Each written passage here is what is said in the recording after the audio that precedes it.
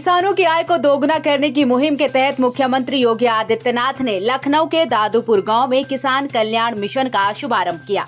उन्नत किसान और आत्मनिर्भर प्रदेश के संकल्प के तहत प्रदेश के 825 ब्लॉकों में किसान कल्याण मिशन के माध्यम से जागरूकता अभियान चलाया जाएगा। इस दौरान सीएम योगी ने कहा कि 2014 के बाद किसान देश के राजनीतिक एजेंडे का हिस्सा बना है। केंद्र सरकार ने किसानों के हित के लिए इस प्रकार के कार्यक्रम और योजनाएं बनाई। आज जिसका परिणाम है कि किसान आत्महत्या नहीं कर रहा। इस देश का अन्नदाता किसान पहली बार राजनीतिक एजेंडे में शामिल हो पाया।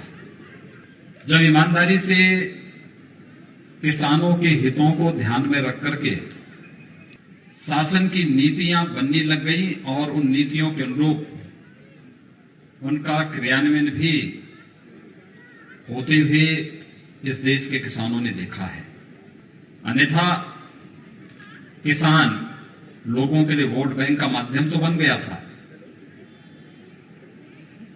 लेकिन वह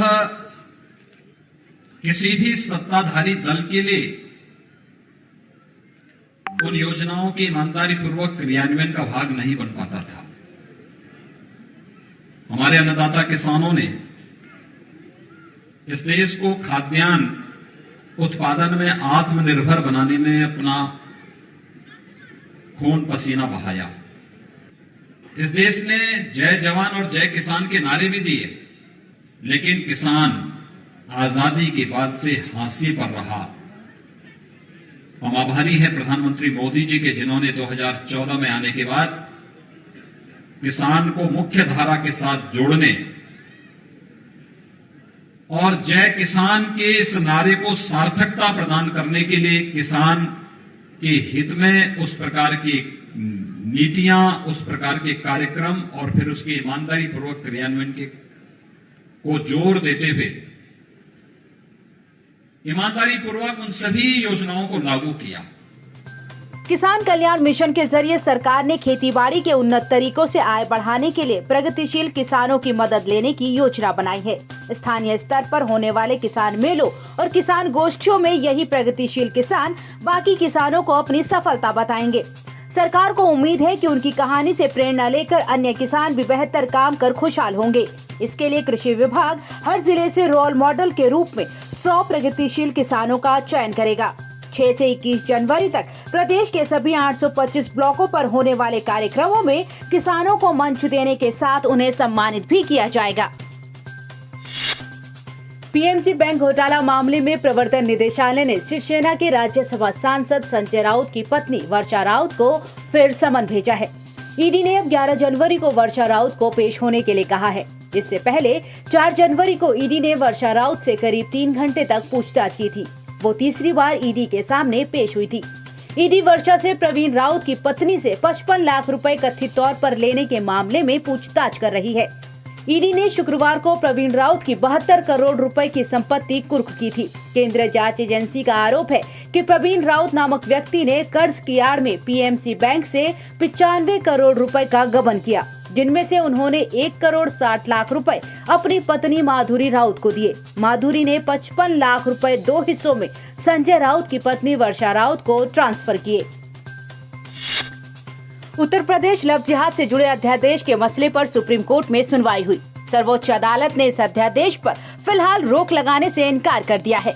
हालांकि सुप्रीम कोर्ट ने उत्तर प्रदेश के साथ साथ उत्तराखंड की सरकार को भी लव जिहाद से जुड़े अध्यादेश को लेकर नोटिस जारी किया है। सर्वोच्च अदालत अब इन अध्यादेशों की संवैधानिकता को परखेगा। यही कारण है कि राज्य सरकारों को नोटिस जारी कर उनका पक्ष मांगा गया है।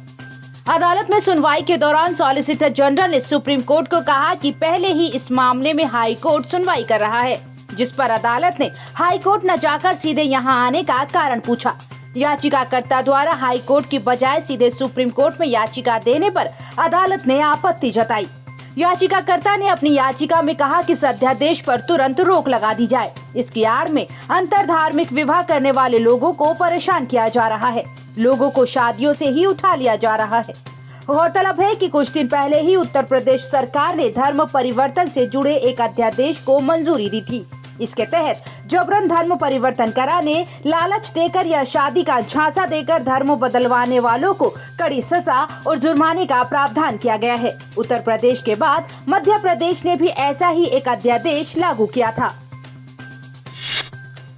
कांग्रेस के वरिष्ठ नेता शशि थरूर ने ब्रिटिश प्रधानमंत्री बोरिस जॉनसन का भारत दौरा रद्द होने का हवाला देते हुए कहा कि मुख्य अतिथि नहीं होने की स्थिति में इस बार गणतंत्र दिवस समारोह क्यों न रद्द कर दिया जाए। उन्होंने ट्वीट किया कि अब जब इस महीने बोरिस जॉनसन की भारत यात्रा कोविड की दूसरी लहर के कारण रद्द कर दी गई है और हमारे पास गणतंत्र दिवस पर मुख्य अतिथि नहीं है, तो ऐसे में एक कदम आगे क्यों न जाएं और जश्न को पूरी तरह से रद्द कर दें। पूर्व केंद्रीय मंत्री और लोकसभा सदस्य थरूर ने ये भी कहा कि इस बार परेड के लिए लोगों को बुलाना गैर जिम्मेदाराना होगा।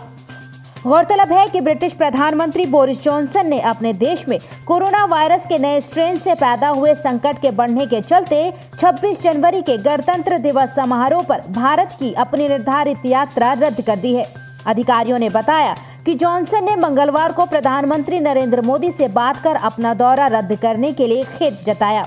जॉनसन को 26 जनवरी को गणतंत्र दिवस परेड के लिए मुख्य अतिथि के तौर पर आमंत्रित किया गया था।